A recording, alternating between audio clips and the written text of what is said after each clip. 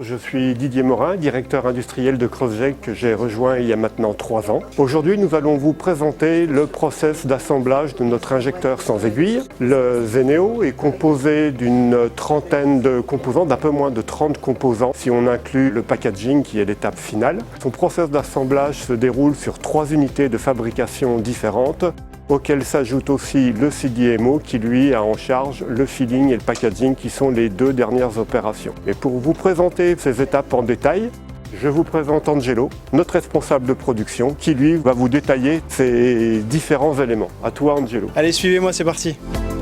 La première étape est le traitement thermique. Il a pour but d'améliorer de manière significative la résistance mécanique des tubes grâce à un procédé de trempe thermique. Concrètement, les tubes sont envoyés à l'intérieur d'un four chauffé à haute température et à sa sortie, les tubes vont être instantanément refroidis par de l'air. Ce choc thermique va créer des contraintes internes dans le verre, leur permettant de résister à des fortes pressions indispensables lors de l'utilisation finale du dispositif. Chaque tube doit répondre à des exigences qualité très strictes, conformément à l'ISO 13485 des dispositifs médicaux.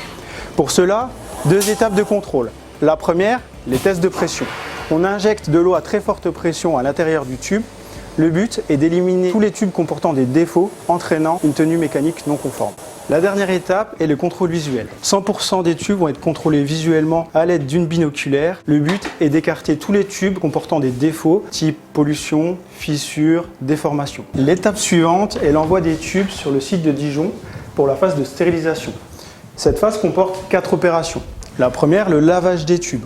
On va venir éliminer toute contamination potentielle à la surface des tubes. La seconde opération est le siliconnage. On va venir tremper des tubes dans des bains de silicone, ce qui va permettre d'améliorer les propriétés de surface interne aux tubes. La troisième phase, la dépyrogénation. Les tubes sont envoyés dans une étuve qui va permettre d'éliminer tous les pyrogènes présents à l'intérieur du tube. La dernière étape, la stérilisation. L'étape la plus importante du process. On va venir éliminer les micro-organismes présents sur le tube qui pourraient compromettre la qualité du tube et la sécurité du patient. Pendant que les tubes poursuivent leur parcours, une autre technologie de pointe est fabriquée chez Crossject, à savoir l'actionneur. Le tout dans un environnement pyrotechnique. Cet actionneur est composé d'un générateur de gaz qui est vraiment la partie énergétique du système et qui permet un déclenchement en moins d'1 dixième de seconde.